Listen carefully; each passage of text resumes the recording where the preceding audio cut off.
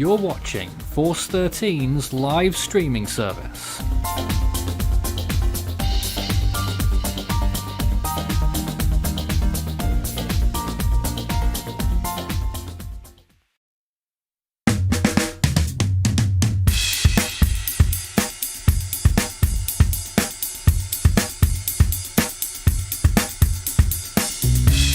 Hello and welcome to this latest update on Hurricane Roslyn, which is headed towards the coast of Mexico, the state of Jalisco, currently closest to the storm right now. And if you're just watching for the first time today, you might be taken aback at how strong this storm has gotten in not a very large amount of time. Yesterday, we were watching it just reach hurricane status, and it did start to rapidly intensify at the end of last night. And here we are the following afternoon, 3 p.m. Mountain Time, and there it is with a established I and Category 4 according to the National Hurricane Center and according to our analyst team. They have literally just put out their latest advisory. They're going with 130 miles per hour once again. And we'll get the latest from Patrick on their reasoning in a few moments. But let's take a look at some imagery of the storm first before I introduce myself and the team. Let's just get a close-up. And there it is on visible. It's not the clearest eye ever, but there is one there. And suggestions that it's had an eyewall replacement cycle in recent hours. And that explains quite a bit of why it's not looking particularly well defined. But certainly last night it was probably a pinhole, and right now it's a little bit larger than that. And continues to move northwards towards the coast of Mexico, where hurricane warnings are in effect. Let me just read out those warnings. Hurricane warning for Playa Perula to Esquinapa and La Isla Marias. A hurricane watch for north of Esquinapa to Mazatlan, tropical storm warning for south of Playa Perula to Manzanillo and north of Esquinapa to Mazatlan. That's a slight change from the previous update and what we had on our bottom bar there. So the hurricane warning has been extended from El Roblito to Esquinapa, as you may have gathered just there. So let's just see if we can get a new updated cone here. And there is the update. So that cone has been the hurricane warning has been extended a little bit northwards.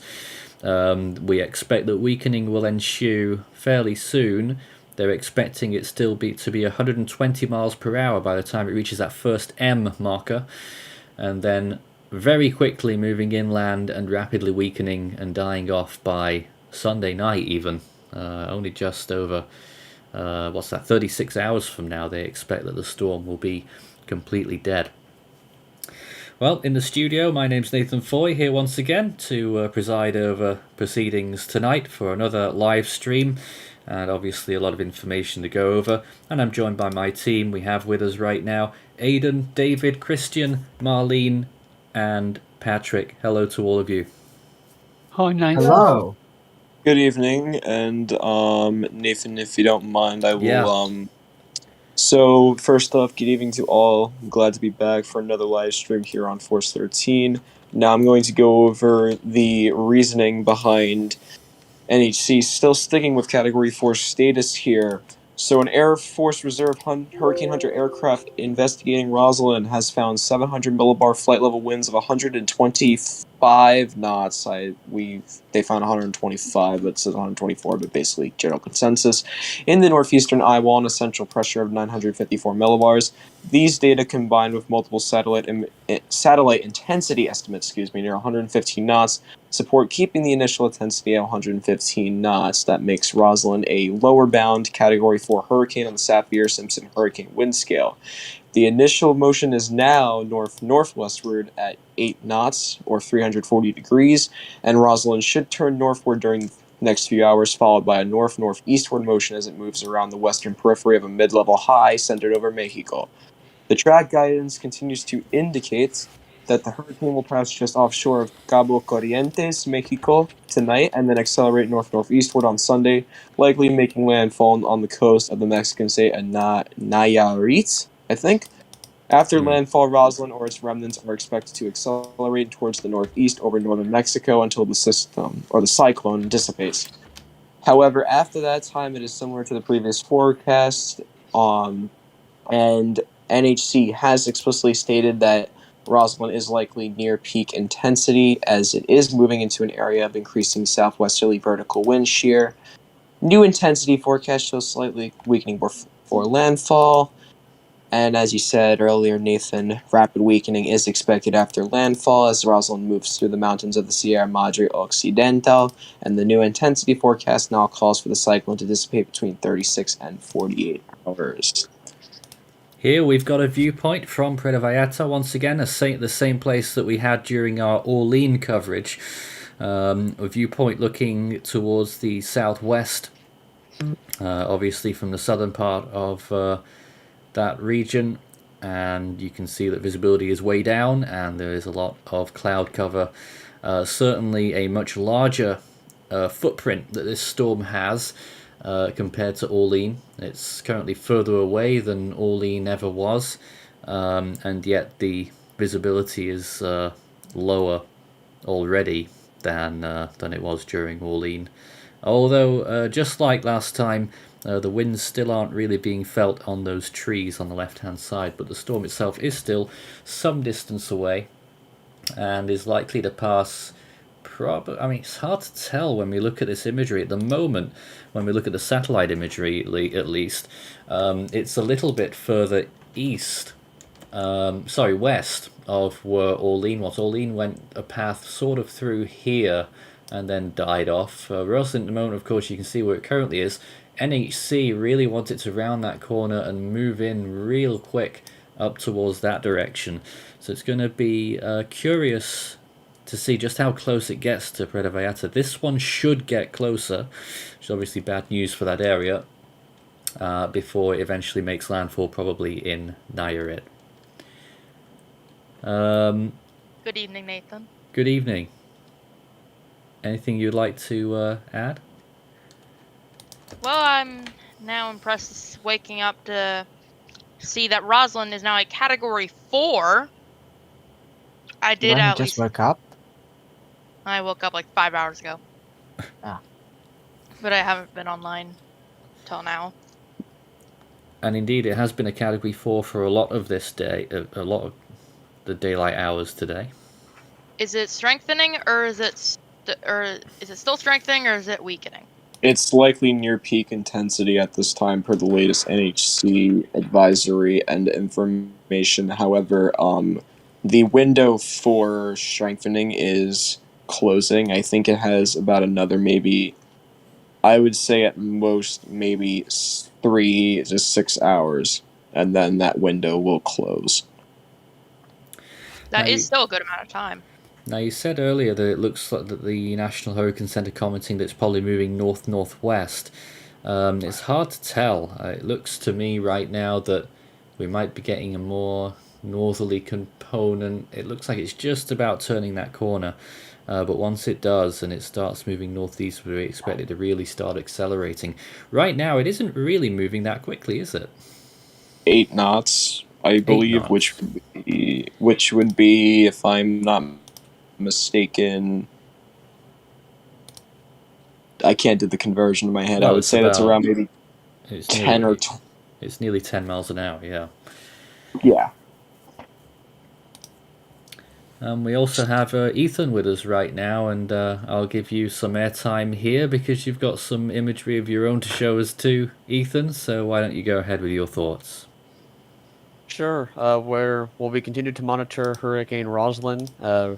Really blew up after last night's tropical weather bulletin, going from a Category 1 hurricane to a Category 4 in, what was it? I think it was just about 12 hours. I think it was Something around like there. But either way, extremely rapid identification that we've witnessed.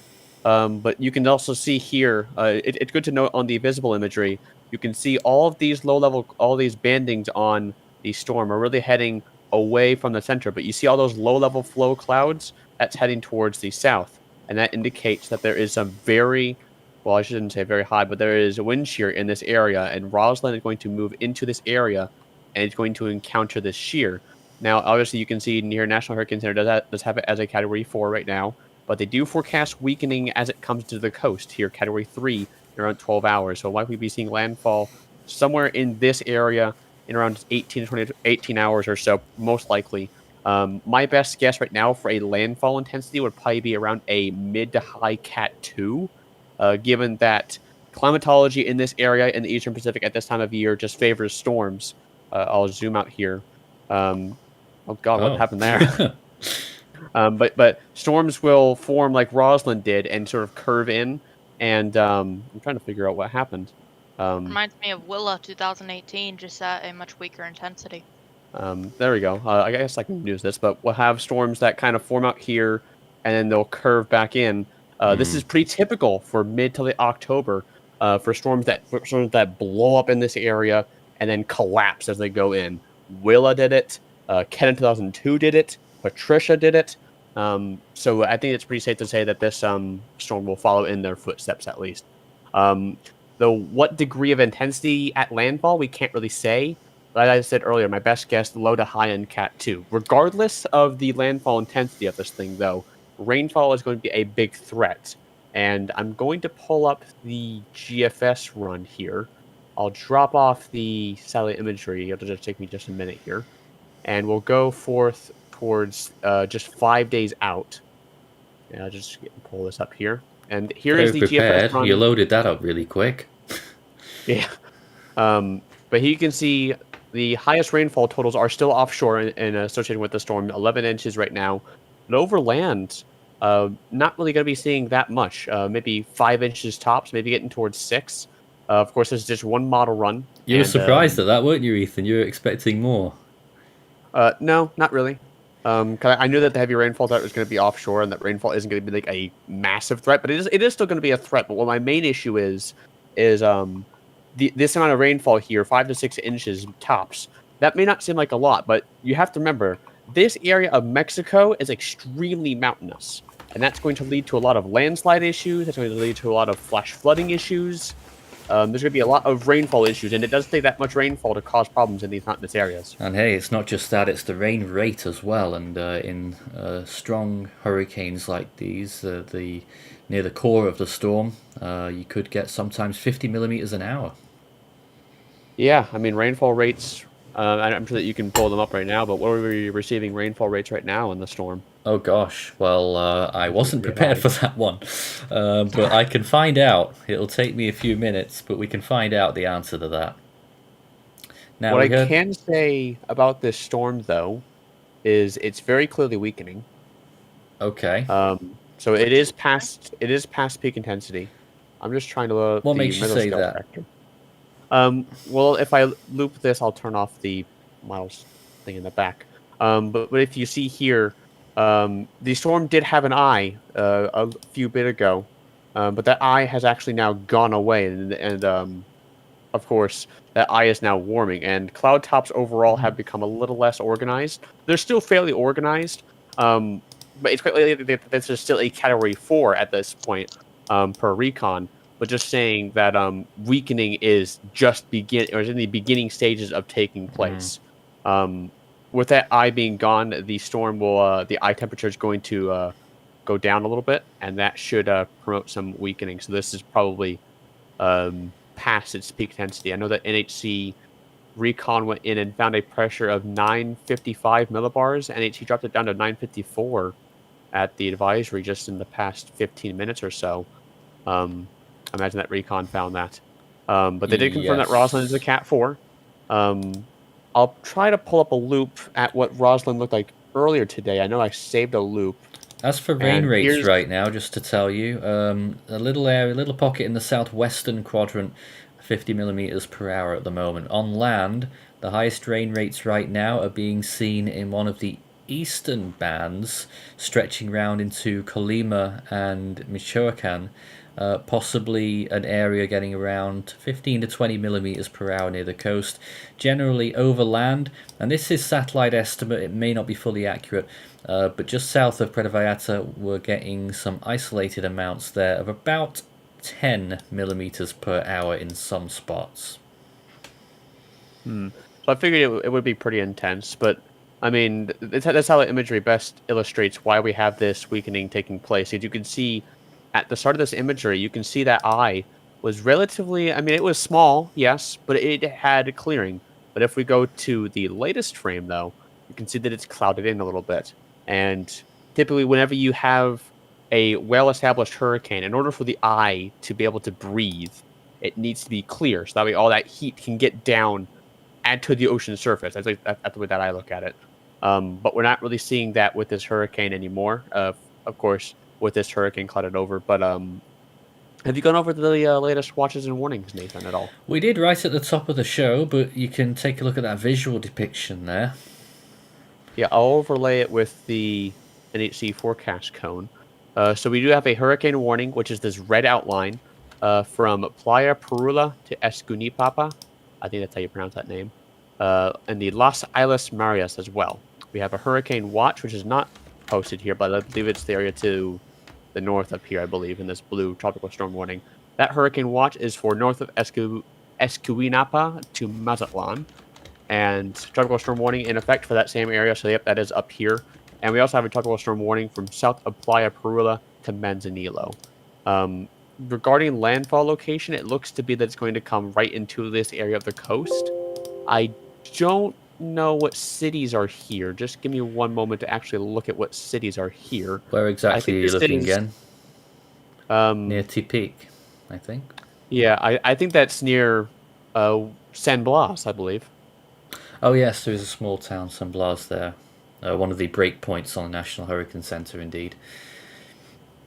Yeah, so looks like that's going to be our likely area for landfall. I mean, good thing is this cone is extremely tiny. I mean, there's not much wiggle room for this hurricane to go. Like, you know, it's not going to go over there, or it's not going to go like way up here. Sure, there is going to be some degree of uncertainty in where the storm actually makes landfall, which is going to really determine who gets the eye wall and who doesn't.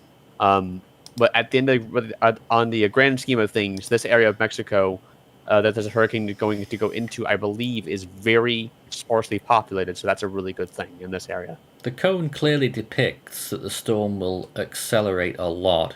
Currently moving at 8 knots. When do we see that happening?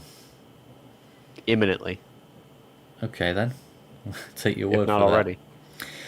That. You can start your messages with Force 13 all in text on our YouTube channel if you're watching live, and we'll be able to take those questions on the air, just like a few of you already have. Tropical Storm Altony Bronze says, when is Hurricane Roslyn going to make landfall? What is the timing on that? I can pull up the GFS run, and we'll see when the GFS brings it in. It'll just take me just a little bit to load here. Let's have a look. So this is 18 hours out, and there's Roslyn. So this is 4 a.m. Central, 3 a.m. Mountain Daylight Time. Oh man, so it's an early morning landfall. I think it might be, Nathan. That's really unfortunate, but looks like that landfall is going to be somewhere between 3 to maybe 5 a.m. Mountain Daylight Time, probably as a Cat 2. Of course, GFS is hopelessly behind the storm's intensity, only depicting it as a Category 1 at this point. Of course, it's going to be stronger than that. But that's what we're looking for landfall timing, at least accepting the NHC's forecast cone. Let's see, this forecast point is for 2 p.m., and this forecast point is for... Oh, when is it? 12 p.m. Mountain Time, I think it is. So it is early hours of the morning. Well, whatever time these 2 points are, basically go right in the middle of them, and there's your landfall time, probably. Yeah, very late at night, early hours of the morning. A few more questions, or comments even, and this one might be for Patrick, and you were talking about this earlier. Don't forget, Roslyn's moisture will combine with the trough in the US and make a new low-pressure system in New Mexico that will help severe weather chances on day 4 in the southeast US. Alrighty, so basically, I have been analyzing the upper wind patterns for Roslyn, and they are, in general terms, they are going to actually supercharge our Tuesday event in a sense. So there is currently an anticyclone in the upper levels of the atmosphere above the surface low of Roslyn. Now, what that is going to do is that it's going to promote ventilation and allow heat to be released from Roslyn if it's not already, and that is going to be carried into the jet stream as Roslyn dissipates. And the anticyclone is basically going to become a trough, let's say, for instance, and it's going to drag all that heat eastward, and in wake of tomorrow's surface low, or actually upper level low pressure system that propagates northeastward into the Midwest, on the tail end of whatever comes from Roslyn in the Gulf of Mexico, that is going to form a low pressure system on the tail end of it, and combined with Roslyn's ventilation and heat releases, that's just what you can expect for Tuesday's severe weather event. Won't get too particular into that since this is mainly on Roslyn, but I pointed out that upper air patterns are conducive to show that Roslyn could indirectly have impacts on next week's severe weather event, and it is definitely looking very interesting. Looking at a few more satellite imagery views of the storm's progression throughout today, and once again you can see on the water vapor particularly how the eye was deeper earlier on today, certainly warranted category 4 status, and I don't know if anyone reckons that it was grounds that it might have been a little bit stronger than 130 miles per hour earlier on. I think whenever you combine the satellite intensity estimates with the recon data, I think this probably solidly peaked as a Cat 4, low-end Cat 4 at that. There may be grounds for stronger, but we'd have to go back and look at data. I can't really say for sure how strong it was. From what I can say is that it peaked at 130 miles per hour and is probably starting to weaken. I'm just pulling up the RAM plot to see if wind shear has risen. And yes, it has. Wind shear is starting to rise. So we're starting to see Roslyn enter this wall of wind shear to its north. We expected as much, so the longer it can stay out at sea, I guess the better. More time for it to weaken. Yeah, of course. If so Roslyn... I'm gunning for the storm to move west of forecast then. I mean, it might move west of forecast, but I think that's only going to delay the forecast, the landfall time, that is, by maybe 1 to 2 hours. It's not going to be... Well, yeah, much wiggle room if it for falls landfall squarely time. within that cone, sure. Yeah, I don't think that there's much wiggle room. No, not really. Little to none. For landfall location, yeah. Alright, Storm Tracker HQ says, how will the effects of Roslyn compare to Willa? Ooh, that's a good question. I think that might be an fair question. Why me? Well, earlier on you suggested that it was... I can't remember what you said, but something to do with Willa. It reminded me of Willa. No, I wouldn't really say that this reminds me of Willa, I wouldn't really compare this storm to Willa at all, because Willa was a lot farther west. It was over here, and it was moving due north, and it was moving a lot more slower. Willa was actually peaking on this day 4 years ago. Fun fact. No way. Yeah, October 22nd when it peaked. But Willa, impact-wise, rapidly weakened and was basically a borderline high-end Cat 2, low-end Cat 3 whenever it made landfall. That's right. But overall, the effects weren't really that bad in Mexico. I mean, sure, you had homes being damaged, but there weren't really that many impacts as far as it goes. Willa only caused 9 fatalities, which is still more than 0, which is still bad. Don't get me wrong. Was Willa even retired? No, it was not. Willa only caused $825 million in damages, which, as far as EastPac goes, is a significant margin. But as far as impacts to Roslyn goes, it might be quite similar to this.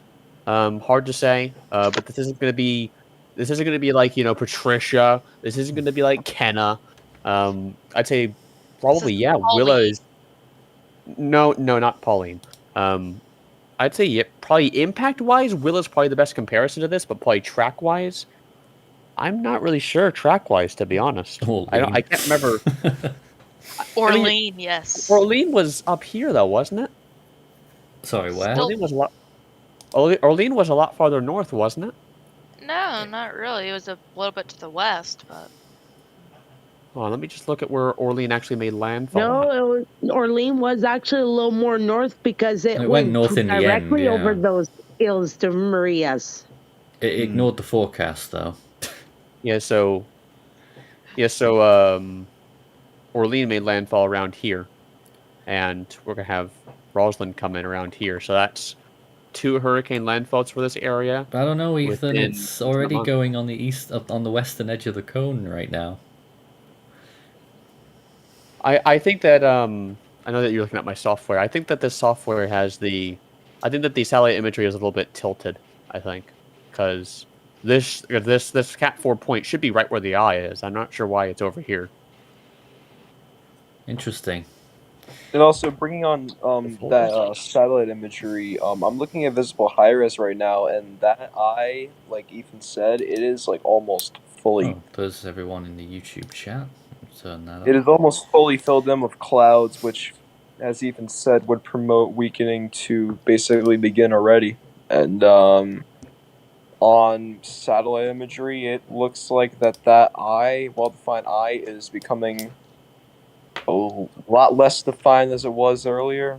It still has a very decent structure to it. However, it does appear that it is weakening, which is very good, although it will still make landfall as a Category 3 hurricane, which is still dangerous nevertheless, but...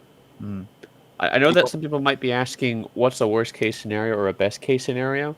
Worst case scenario, this storm takes a hard right turn and comes in much farther south than forecast and much stronger than forecast. That's unlikely, but it could skirt the eastern edge of this forecast cone, and it would still weaken it a little bit as it would interact with land here, but that would still result in a stronger storm. Best case scenario is what Nathan's referring to. The storm takes the western end of the forecast cone and goes up to where Orlean made landfall. That would result in a much weaker storm. Either way, whichever track the storm goes, because it's going into high amounts of wind shear, it could collapse like Orlean did. Oh, let's hope so. Yeah, that's probably what we really, really need to hope for. Of course, Roslyn is a absolutely tiny hurricane. Let's see how Not far. as tiny as Orlean, though.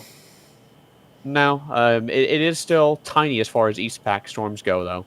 Tropical storm force winds at its max extent only extend outwards of 80 nautical miles. So just turning it on for reference there. That's not really that big of a East Pacific hurricane. Normally, East Pacific storms are much bigger than this. So the wind fields are going to be fairly compact, but that also means that the core is going to be very compact. And that means that the core is going to be very prone to changes. One little mishap and the entire core could collapse. That's interesting. That is only just bigger than Orlean. Yeah, it's not big at all. I've also been noticing that on recent satellite imagery observations that there's been mesovortices in the eye wall. Probably. Wouldn't surprise me. Which is very interesting to see. I'm actually seeing several of them right now on satellite imagery on the northeastern side, which is definitely very interesting to see. And it looks like that I can't really tell, but it looks like that the western side of the convection, it looks like it's retracting slightly. I can't really tell, though, but it looks like it could be retracting back to the core. Maybe because it's getting sheared off by all that shear that's coming down from the north. I'm going to have to look more closely for these mesovortices you're talking about. Let's check some other imagery. Look at this for a close-up. There is the storm in the last couple of hours. And there's certainly a lot going on in there. It certainly wouldn't surprise me. But I can't quite determine individual mesovortices in that image. But it wouldn't surprise me if that's occurring. I see that we've got a question here. Will Orlean finish its hour operation cycle before landfall? Orlean actually... I just said Orlean. Oh Roslyn. no. Thank you. Will That Roslyn was a finish its pain. hour operation cycle? It's actually not undergoing an hour operation cycle at all. I can pull up microwave imagery here. But Oh. the weakening that Roslyn is having... the reason why it's weakening is actually due to wind shear.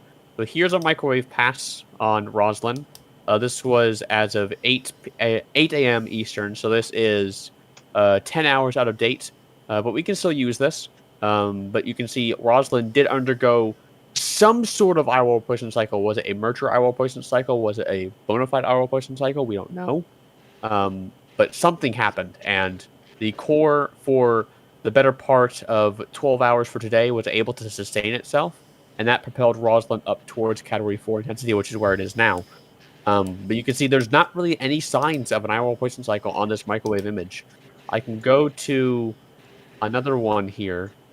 Let's see if I can... I'm just looking at different ones here. Yeah, here's another one. No sign of an IRL poison cycle on there either. We'd have to really, at this point, regarding an IRL poison cycle, we really have to look at radar. But I imagine that radar wouldn't show one either. This weakening, like I said, is mainly due to wind shear. Yeah, I think we're too far away for radar as well.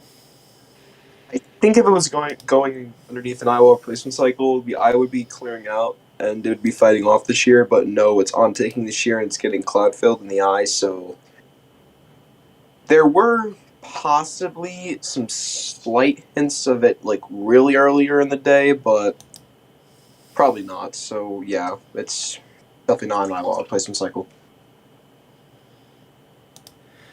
Let's see if we can take a look at some other imagery to try and make sense of the current storm structure. Here's the water vapor really up close there, and look towards those colours, the greens swirling around, and sometimes it can give you an idea of exactly what's going on inside the storm, at least the best that an infrared satellite can give you. Does this tell us anything, guys, what we're showing?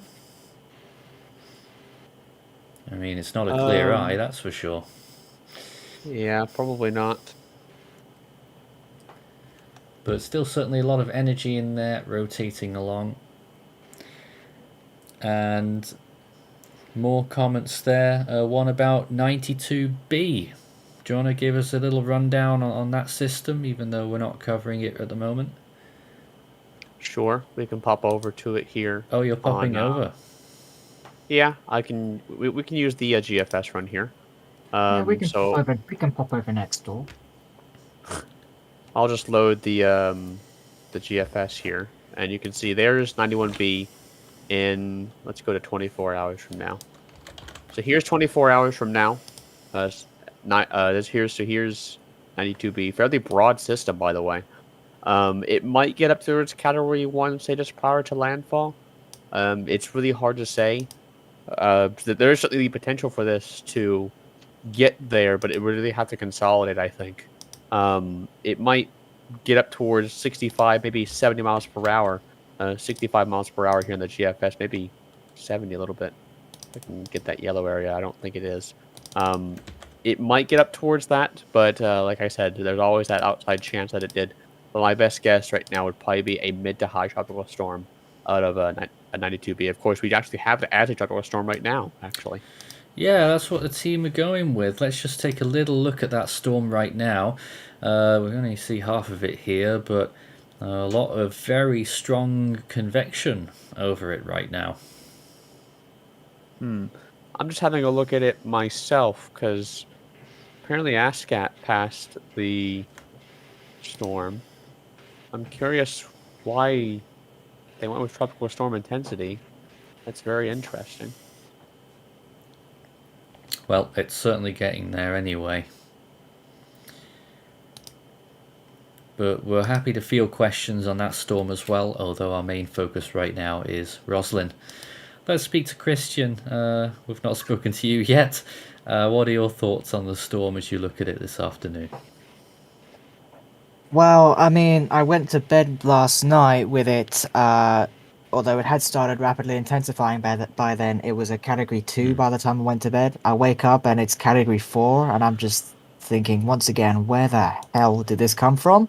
But it's no surprise, really. Storms tend to do this time of year anyway, in this particular part of the world, as Ethan was saying.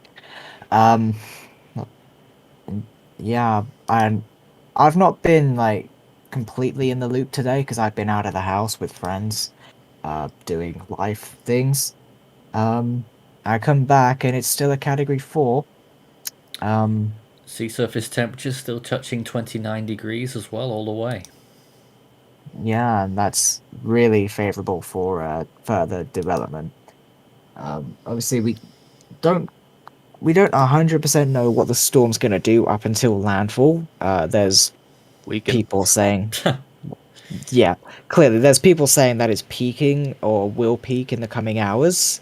It already has. It already has. Okay, good to know. Like I said, I've been out of the loop today, but yeah, once again, just another where the hell did this come from storm, essentially. Well, I know that some of the models a few days ago, before this thing was even invested or even had a chance of formation on the National Hurricane Center's website, some models were indicating, particularly the GFS, that a strong hurricane would be on the way in the next week at that time in this part of the basin, and it was right. Shocked to see that the GFS was right about that, but So they've got to be how right about strong of a- something. How Of course, strong of a hurricane, though? I think the GFS was going a lot stronger down towards like the low 940s, high 930s, which would have been probably a strong to high Cat 4. Of They course, were we're lucky first, that it didn't get up to that. But we did end up with a major hurricane, and it is still a considerable threat towards portions of Mexico. Let's look at some of the key messages right now from the National Hurricane Center. This is out of date. There's the new one. No. From the 3 p.m. advisory.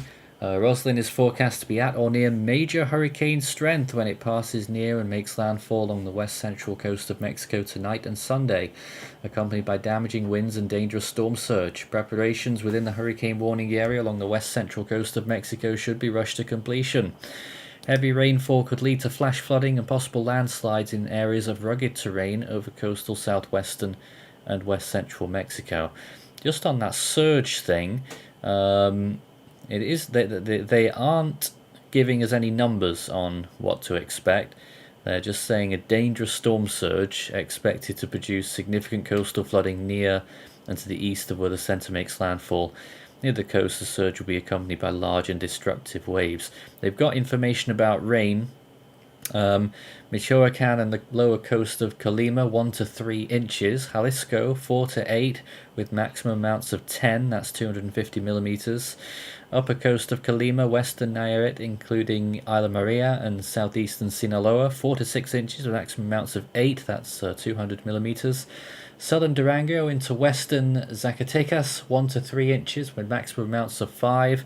And this rainfall could lead to flash flooding and landslides in areas of rugged terrain. Every so often you'll see on the bottom of our screen all of the latest information regarding many of those locations mentioned about the chances of storm force winds and the expected rainfall.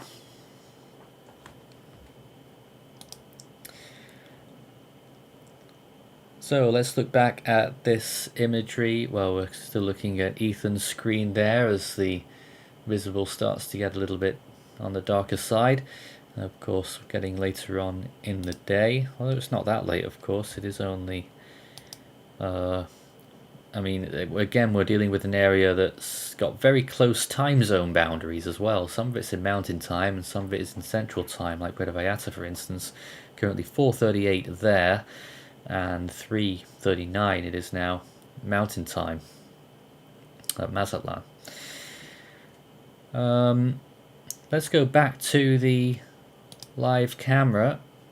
Where's that gone? I've lost my camera, and there it is. Live view once again there from Puerto Vallarta. Some people on the beach once again. under another hurricane warning, and I saw there were some people out in the water earlier under a hurricane warning, just like they were during Orlean. I mean, it's difficult. Reminds me of those people during Ian. It is difficult. They were under hurricane warnings during Orlean, and they didn't even get a breeze. Such was the small nature of that storm, and just how it was very, very close to causing strong winds over land, but it just wasn't very close, and the wind envelope was just a very rapid onset, and it just didn't quite get there. So we got to try and get these forecasts as close as possible so that we can issue proper warnings, but when those warnings do go out, it's obviously better to be on the safe side of things. So the view there at Puerto Vallarta, visibility is down a little bit, but generally still calm conditions. Marlene, any points of interest that you'd like to talk to us about right now? I was noticing in the chat earlier how someone was making interesting thing that as of tomorrow, Willa and Patricia made landfall on the same day, and it was just unique that this one's supposed to make landfall on the same day. Yeah, October 23rd seems to be a common date for the hurricanes. I guess that's just how it goes, but We should call it East Pack Day. East Pack Day. I mean, you get a lot of early season storms that make landfall as well. Of course, they're never really as strong. They can cause a lot of flooding. Later season storms do tend to produce stronger landfalls, as Ethan was alluding to earlier. Just follow this steering pattern. Why do you think that late season storms tend to have stronger landfalls than early season, Ethan? I'm not really sure. I guess that a lot of it just has to do with the sea surface temperature pattern. Because I'll zoom out here. But typically for like July and August, you see really this whole area of the Eastern Pacific is favorable for tropical cyclone development. But then as we get into September, it retreats back a little bit, and it really covers more so this area. At least that's what I see whenever it comes to East Pacific tropical cyclone development. But when it comes to October, that's when things really get really localized along the coast here, and really we're looking at this really. It's just from experience tracking that this area is just favorable for tropical cyclone development, and since really the pattern in October, I'm not sure entirely why, but it just favors for storms just to come up here and curve on in. Is really just all we really tend to see in October. I mean, we've had it like what the past 10 years we've had Patricia, Willa, Orlean, Sandra did it. You can even call it Rick did it too. Just trying to think of other storms that have done it. I mean, there's so many hurricanes in October that come up to this area and make landfall. That there's just too many to count. It probably has to do with because we're going into the fall, like the fall and the winter season. So like July and August, the seas are heating up because the sun's out and everything. And now because the sun's going down a lot earlier, it probably needs a way of getting rid of that heat. Interesting observation. I may have the storm surge information on Orlean. This is from the Servicio Meteorología del Gobierno de Mexico, or Roslyn. This is from the Meteorological Service in Mexico. Yeah. So they're expecting in the Mexican states of Colima y Nayarit, they're expecting waves of up to 5 to 7 meters on the coast of Jalisco, and for Michoacán, Colima y Nayarit, they're expecting waves of 2 to 4 meters. Now that is waves and probably not storm surge, I would assume, because there is a difference. So that's wave heights at sea by the sounds of it. But I would expect, I don't know, it's hard to say. It's hard to say how much storm surge these areas might get from a storm like this. It's still a fairly small one. Its pressure isn't particularly low. That is one factor in storm surge. So I would expect maybe something like maximums of 6 to 8 feet, perhaps. I don't think it's going to be that bad, though, in terms of storm surge along the coast. There's probably already some rough waves on the coast already, probably. Not in Puerto Vallarta, at least. That's what we've been seeing so far, although it is in a very sheltered part geographically. And I guess time will tell on that. But it does... it still seems like a real stretch that... What are we? Something like 9 to 12 hours from landfall. It's going to go all the way up there by the time we get that far. That seems like a stretch to me when you look at it right now. It's got to cover a lot of ground in a short amount of time.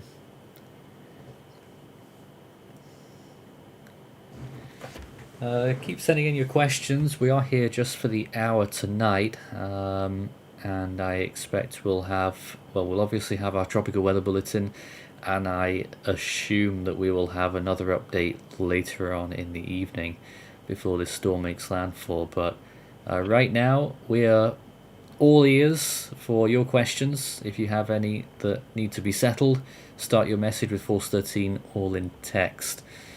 Apparently we're hearing from our chat mod, A Moment of Lovely, maximum storm surge 0.8 meters tomorrow, I think. That sounds very low. On the other hand, that's only it's less than 3 feet. Is that a model run that they got that from? I have no idea, but that sounds very low. Yeah. Oh, they got it from the Euro model. So I wouldn't trust that at all, to be honest. Not because that it's a bad thing, but just because that storm surge is a very difficult thing to look at from a model perspective. Well, it is. We can't fully figure it out here. But that's certainly going to be one of the threats when this storm rolls in tonight. Of course, it's extremely strong winds, if it still has them by the time it makes landfall. I think it is in our best interest that it keeps deviating a little bit west of forecast, which means it would have more time before landfall for it to get wrecked by wind shear, basically. And I mean, usually the first signs of wind shear in this instance, Ethan, can be seen in the shape and the structure of the northern bands. What are you seeing there, if anything? Yeah, I mean, I can show you here on the satellite imagery, but you can see here when we look at Roslyn's core here, but you can see here on the eastern side how you can see how the clouds are like fanning out a little bit, and like it's like breathing a little bit. But you can see here on the northern side how like they go outwards, but like really like this is all that they can get. They're can't coming get up past against that. the wall. Yep, there's your wall of wind shear. This wall of wind shear is moving southeast, and that's going to collide with Roslyn. And well, I think we all know what's going to happen. And I'm just looking a little bit more closely in those latest frames down on the west towards the southwest side. It's just getting a little bit less symmetric, if anything. But having said that, there's a big burst of convection all around the eye there. Yeah, so maybe it's not like its last breath of life of Category 4 intensity. I mean, it might maintain Cat 4 intensity for like, I don't know, 6 hours, 12 hours. But really, once this gets interacting with wind shear right now is probably already up to 10 to 15 knots and rising at a considerable rate. That weakening will likely continue to take place. Look at this latest infrared imagery, a big band that's just been blowing up again all around that northern side of the storm, and brief deepening of the eye again.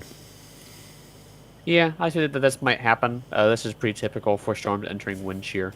You'll briefly see the eye emerged, but overall, the trend since peak intensity is weakening.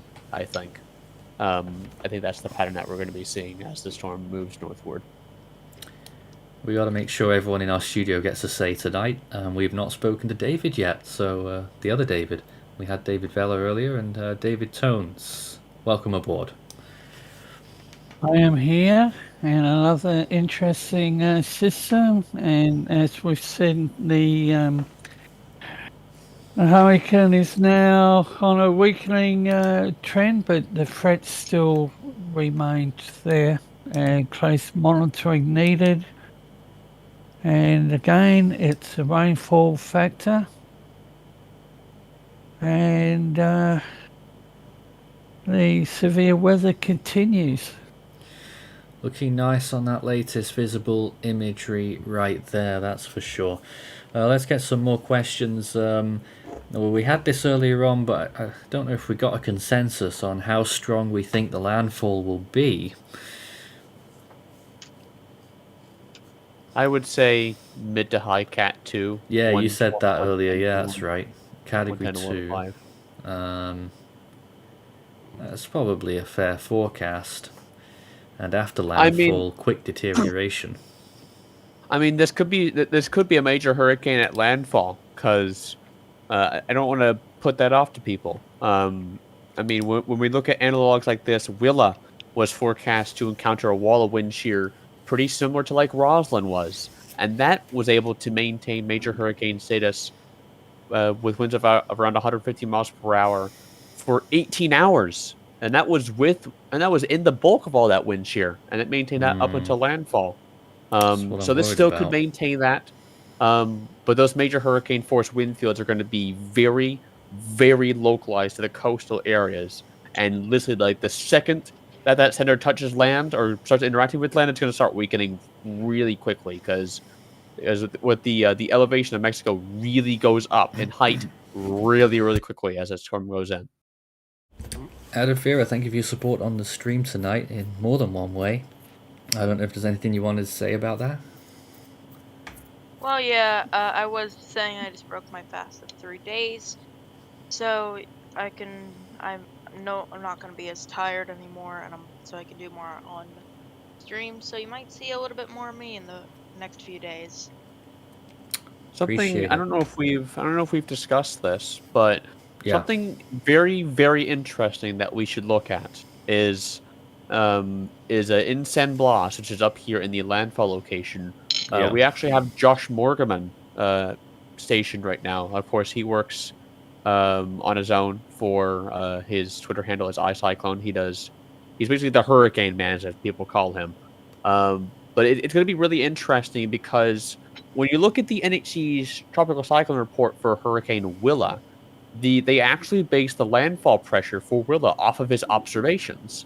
So maybe they'll do the same with this one. So I think that his pressure data is going to be really key to look at when it comes to this hurricane in terms of its landfall intensity. And that's going to be something that personally I'm going to be watching very closely. Well, there was another question about the size of the storm. We were looking at the wind field of it earlier, and not much bigger than Orlean at all. And when you look at its influence, I guess we are looking at fairly similar sizes, but a bit bigger. Yeah, I mean, when you talk about like the whole, like banding and everything, just the influence of Orlean, I just said that. Roslyn. Everyone tonight. But you can see here, as far as it goes in the Eastern Pacific, it's got its fairly localized bubble, I guess you could say. So it's not really that big as far as we can look out on the planet view here. It's not really that big. But of course, within this core that Roslyn's going to have, it's going to be a very ferocious core. And when we look at the tropical storm force wind fields, those extend outwards 250 nautical miles. I just said 250. It's not 250. It's 80 nautical miles. And the hurricane force wind fields are even smaller, only out to 30 nautical miles. More than Orlean, at least. Yeah, it is more than Orlean, but it's not super big typical Eastern Pacific hurricane kind I've got to of ask you, thing. Ethan, what were those shapes over the United States? SPC Rex. Which shapes though? These? Is that anything to do with Roslyn? It might be. It might not be, because this is the Weather Prediction Center's flash flooding risk. Ah, So this is for day 3, actually. So this might be from energy from Roslyn, actually. yes. That's And interesting. I don't know that I have anything for day 2. And our Don't thanks think to A Moment of Lovely, our chat mod, thanking us for the coverage once again, saying it's good to be back with us. Though I have to say this storm has been a boomer. Did not expect that. A boomer in the sense of booming. Booming with intensity, that's for sure. So yeah, Weather Prediction Center actually only has a slight risk out for only day 3 right now, and nothing for days 2 and day 1. So, so that's why it wasn't updating for me. Didn't expect anything for day 1, but surprised there's nothing for day 2. Yeah, so as I pointed out earlier, that anticyclone that's going to be in the upper levels, like I said, is going to promote heat release from Roslyn. And as the heat gets pulled, or let's say moisture gets pulled eastward, combined with that tail end surface low that's going to form, it would not be surprising if flash flooding does increase over the next couple of days, as I believe GFS is predicting rainfall amounts of potentially 5 to 6 inches across Arkansas, Louisiana, and Dixie Alley. So there is the potential for energy from Roslyn to play a deal into what we could be seeing for flash flooding next week. And we had another question there. Is Roslyn expected to make a Category 4 landfall? What are the chances of that? Nil. Nil. That's a risky thing to say in this business, Ethan. I mean, well, there's your evidence. Wow, look at that. Again, it's not so much of a shock. If you zoom in on that by any chance. Sure. I mean, some of those are still high in Category 3 when you get to the landfall point in 12 hours. Yeah, but most of these are statistical models. Yeah, they so are. I can see that. I wouldn't count those. A more likely area that we can look at would be here. And of course, this is at 12Z. Alright, that was much earlier then, yeah. So we're looking towards 6Z, 12Z. It's still up there for a little bit, you know. I mean, it's not going to make a Category 4 landfall, but it could still very well be a Category 3. But yeah, there's hardly ever such a thing as 0% chance, even for this Category 4 landfall. We can look at the H4 real quick, and we'll see what it has for landfall intensity. Completely collapses the circulation here. Look at this. In 3 hours, 956 millibars to 972. Yeah. 125 miles per hour to 105. Most of those models are showing that. And barely a hurricane as it makes landfall. Completely collapsing from all that wind shear.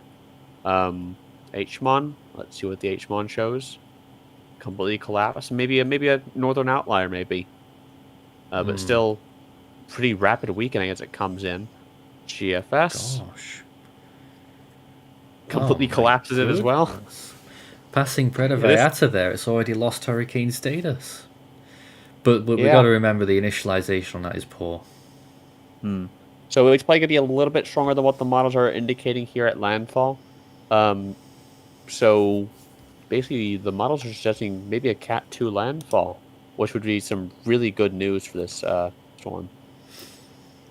Believe it when I see it. I wonder if we can... I'm trying to pull up the...